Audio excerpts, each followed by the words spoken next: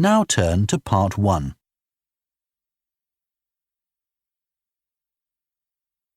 Part 1.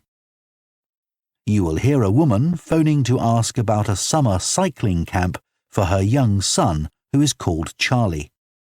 First, you have some time to look at questions 1 to 5.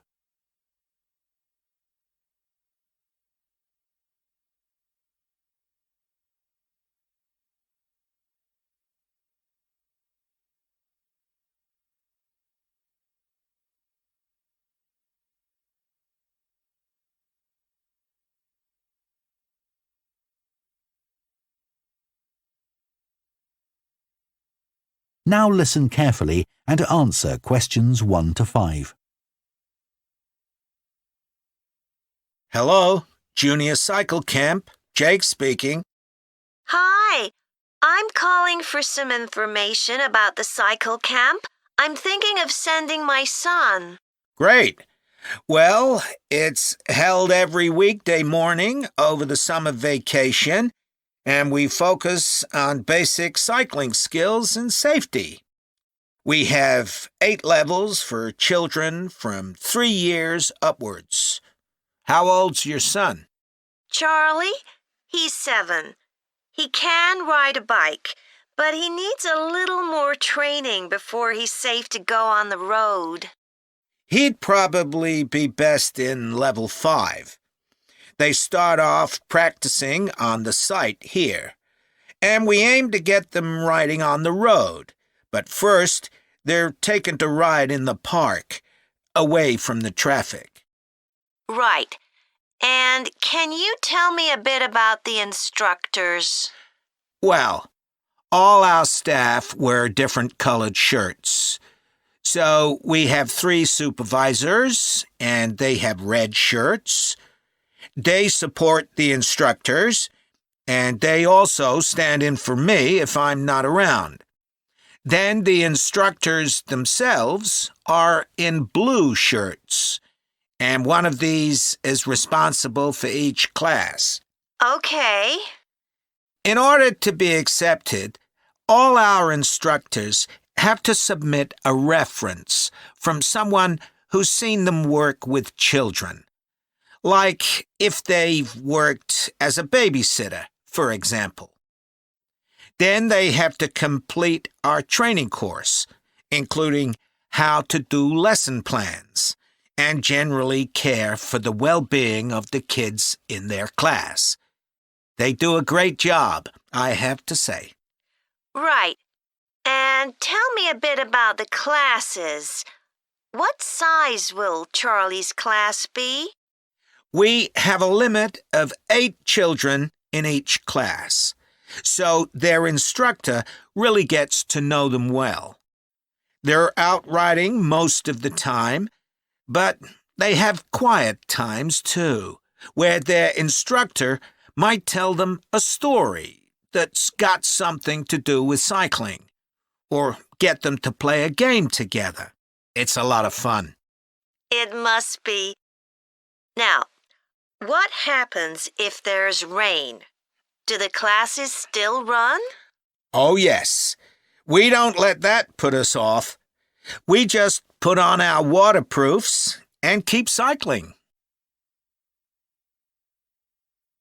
Before you hear the rest of the conversation, you have some time to look at questions 6 to 10.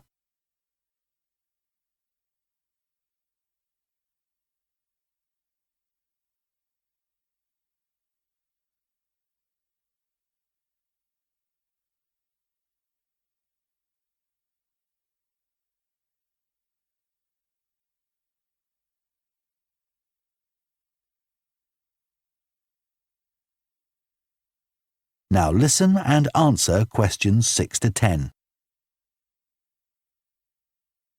And is there anything special Charlie should bring along with him? Well, maybe some spare clothes, especially if the weather's not so good. And a snack for break time. How about a drink? No, we'll provide that. And make sure he has shoes, not sandals. Sure. And just at present, Charlie has to take medication every few hours, so I'll make sure he has that. Absolutely. Just give us details of when he has to take it, and we'll make sure he does. Thanks. Now, there are a few things you should know about day 1 of the camp. The classes normally start at 9:30 every morning, but on day 1, you should aim to get Charlie here by 9:20. The finishing time will be 12:30 as usual. We need the additional time because there are a few extra things to do. The most important is that we have a very careful check to make sure that every child's helmet fits properly. If it doesn't fit, we'll try to adjust it, or we'll find him another one. But he must wear it all the time he's on the bike. Of course. Then, after that, all the instructors will be waiting to meet their classes, and they'll meet up in the tent. You can't miss it, and each instructor will take their class away and get started. Okay, well, that all sounds good. Now, can you tell me how much the camp costs a week? $199. We've managed to keep the price more or less the same as last year. It was $190 then. But the places are filling up quite quickly. Right. Okay, well, I'd like to book for the... That is the end of Part 1. You now have half a minute to check your answers to Part 1.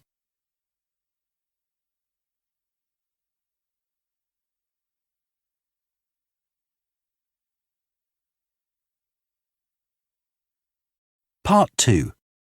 You will hear a recruitment officer called Megan Baker giving a talk at a jobs fair about opportunities for those interested in the food and agriculture sectors. First, you have some time to look at questions 11 to 14.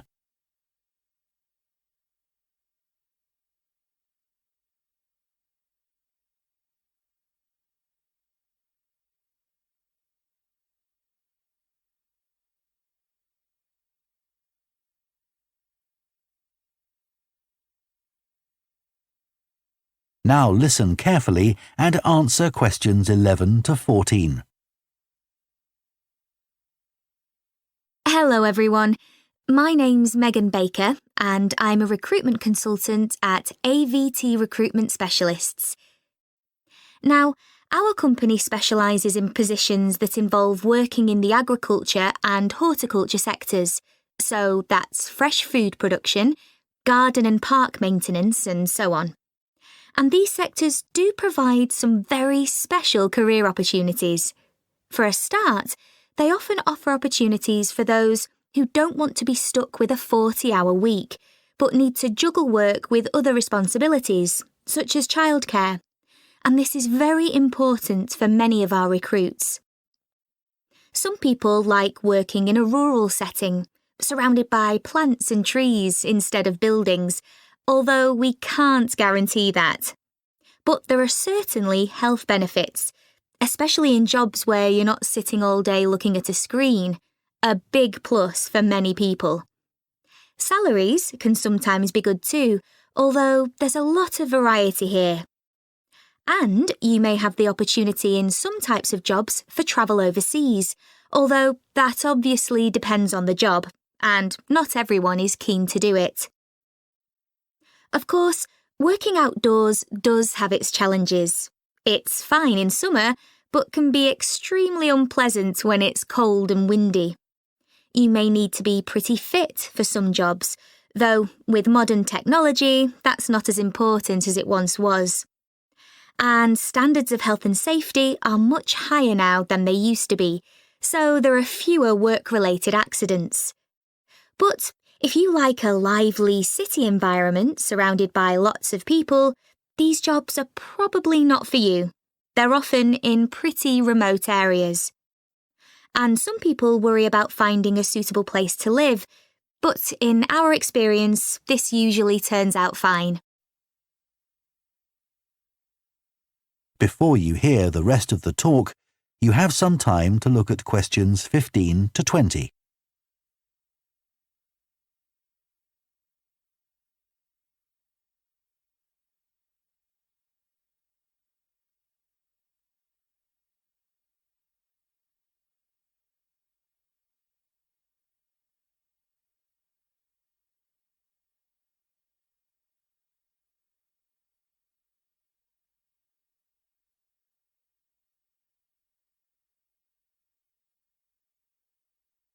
Now listen and answer questions 15 to 20. Now, let me tell you about some of the exciting jobs that we have on our books right now. One is for a fresh food commercial manager. Our client here is a very large fresh food producer, supplying a range of top supermarkets. They operate in a very fast-paced environment with low profit margins. The staff there work hard, but they play hard as well. So if you've a sociable personality, this may be for you. We have an exciting post as an agronomist, advising farmers on issues such as crop nutrition, protection against pests, and the latest legislation on farming and agricultural practices. There are good opportunities for the right person to quickly make their way up the career ladder, but a deep knowledge of the agricultural sector is expected of applicants. A leading supermarket is looking for a fresh produce buyer who is available for a 12-month maternity cover contract. You need to have experience in administration, planning and buying in the fresh produce industry, and in return will receive a very competitive salary. We have also received a request for a sales manager for a chain of garden centres. You will be visiting centres in the region to ensure their high levels of customer service are maintained. This post is only suitable for someone who is prepared to live in the region. There is also a vacancy for a tree technician to carry out tree cutting, forestry and conservation work. Candidates must have a clean driving licence and have training in safety procedures. A year's experience would be preferred, but the company might be prepared to consider someone who has just completed an appropriate training course. Finally, we have a position for a farm worker.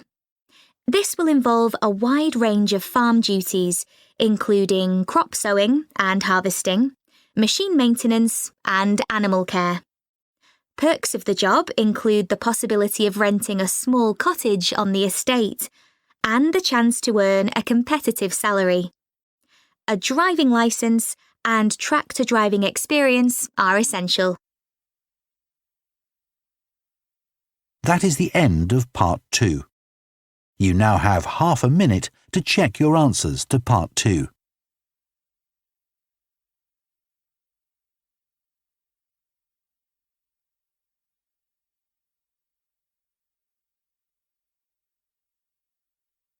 Part 3. You will hear two food science students called Adam and Rosie starting to plan their presentation on diet and obesity. First, you have some time to look at questions 21 to 24.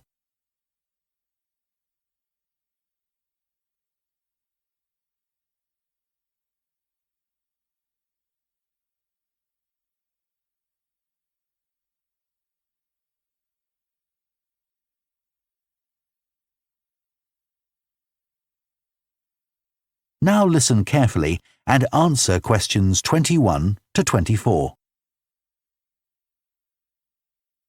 OK, Rosie, shall we try to get some ideas together for our presentation on diet and obesity? Sure.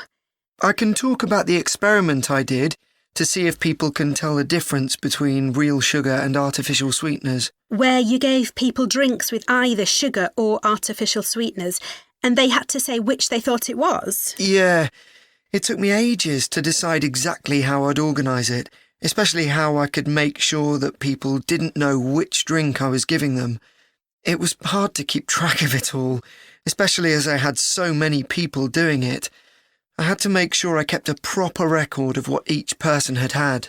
So, could most people tell the difference? Yeah, I hadn't thought that they would be able to, but most people could.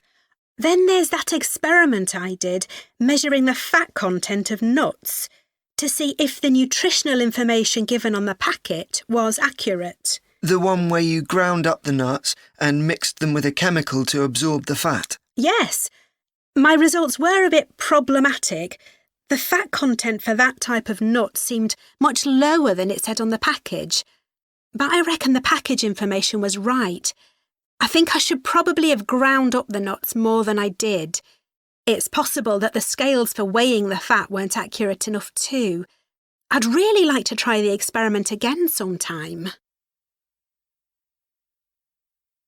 Before you hear the rest of the discussion, you have some time to look at questions 25 to 30.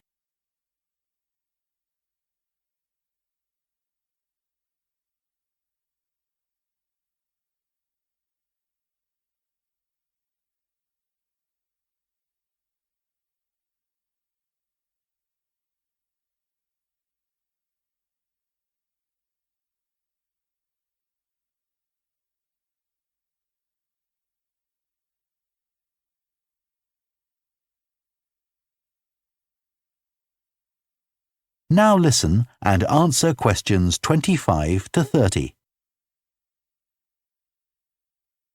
So, what can we say about helping people to lose weight? There's a lot we could say about what restaurants could do to reduce obesity. I read that the items at the start of a menu and the items at the end of a menu are much more likely to be chosen than the items in the middle.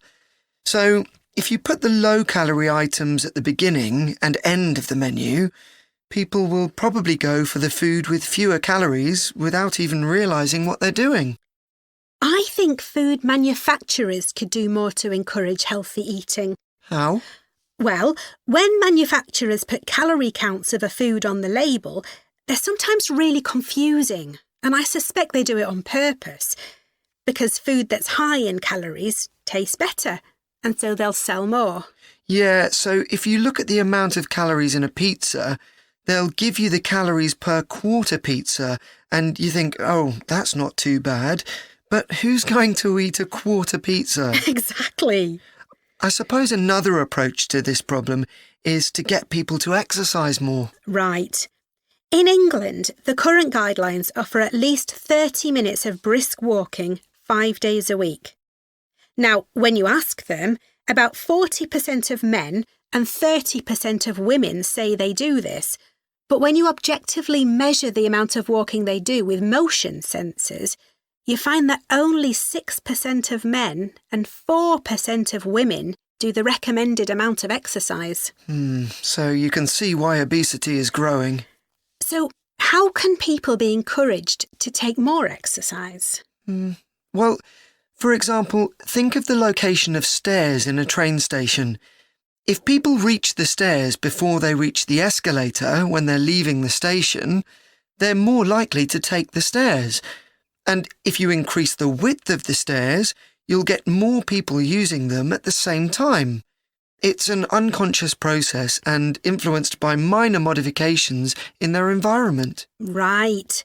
And it might not be a big change, but if it happens every day, it all adds up. Yes, but actually, I'm not sure if we should be talking about exercise in our presentation. Well, we've done quite a bit of reading about it. I know, but it's going to mean we have a very wide focus, and our tutor did say that we need to focus on causes and solutions in terms of nutrition. Oh, I suppose so. And we've got plenty of information about that. OK, well, that will be simpler. So, what shall we do now? We've still got half an hour before our next lecture. Let's think about what we're going to include and what will go where. Then we can decide what slides we need. OK, fine. That is the end of Part 3. You now have half a minute to check your answers to Part 3.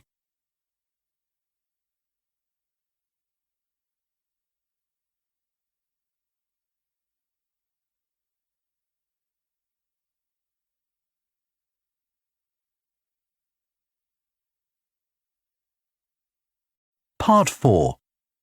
You will hear a lecturer on a fashion design course introducing the subject of hand knitting, which involves making things like woolen jumpers and scarves. First, you have some time to look at questions 31 to 40.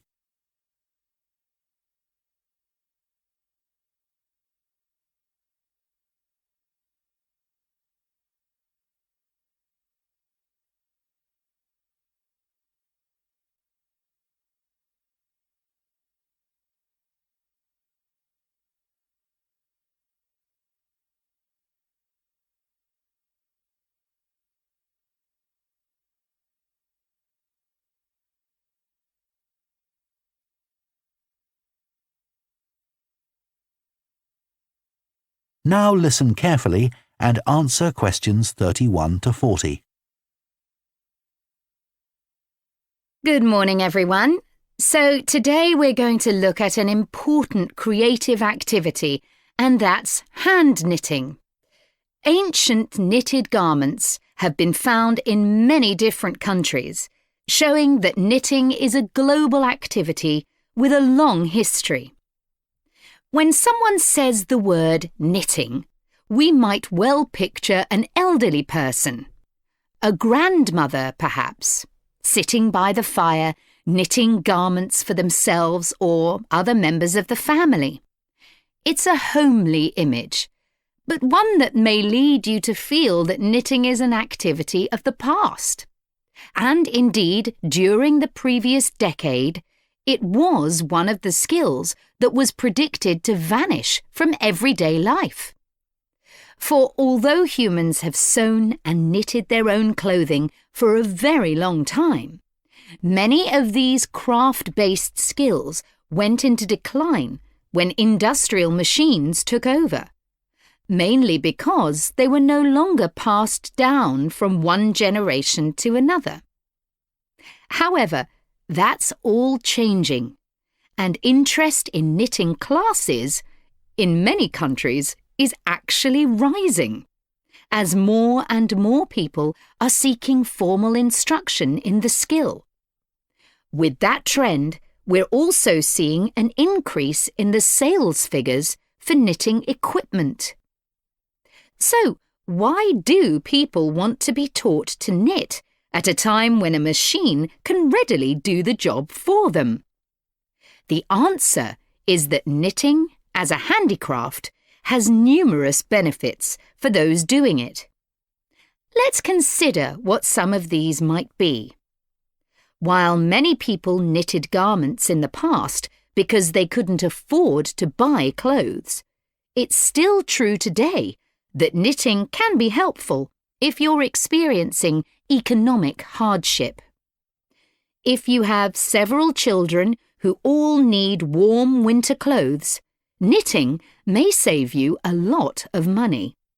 And the results of knitting your own clothes can be very rewarding, even though the skills you need to get going are really quite basic, and the financial outlay is minimal. But the more significant benefits in today's world are to do with well-being. In a world where it's estimated that we spend up to 9 hours a day online, doing something with our hands that is craft-based makes us feel good. It releases us from the stress of a technological, fast-paced life.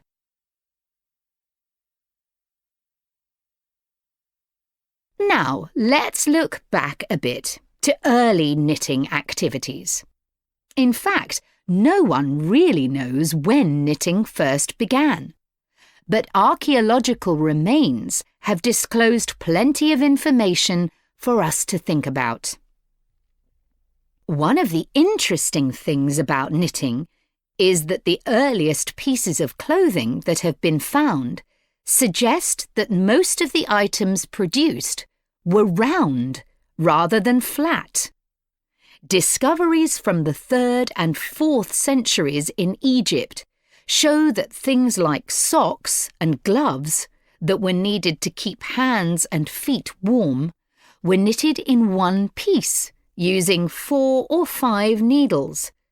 That's very different from most knitting patterns today, which only require 2. What's more, the very first needles people used were hand-carved out of wood and other natural materials, like bone, whereas today's needles are largely made of steel or plastic and make that characteristic clicking sound when someone's using them. Ancient people knitted using yarns made from linen, hemp, cotton and wool, and these were often very rough on the skin. The spinning wheel, which allowed people to make finer yarns and produce much greater quantities of them, led to the dominance of wool in the knitting industry, often favoured for its warmth. Another interesting fact about knitting is that because it was practiced in so many parts of the world, for so many purposes, regional differences in style developed. This visual identity has allowed researchers to match bits of knitted clothing that have been unearthed over time to the region from which the wearer came, or the job that he or she did. As I've mentioned, knitting offered people from poor communities a way of making extra money while doing other tasks.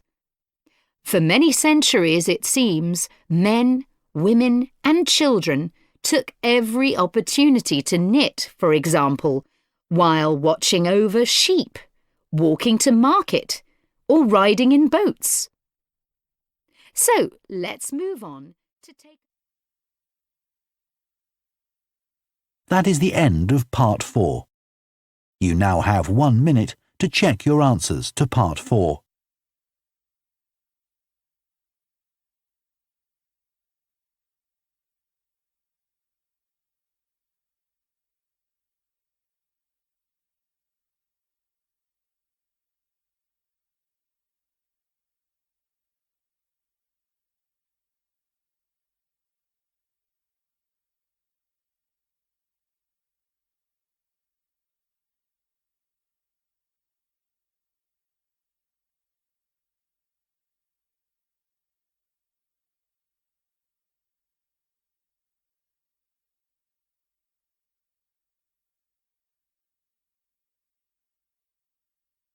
That is the end of the listening test. In the IELTS test, you would now have 10 minutes to transfer your answers to the answer sheet.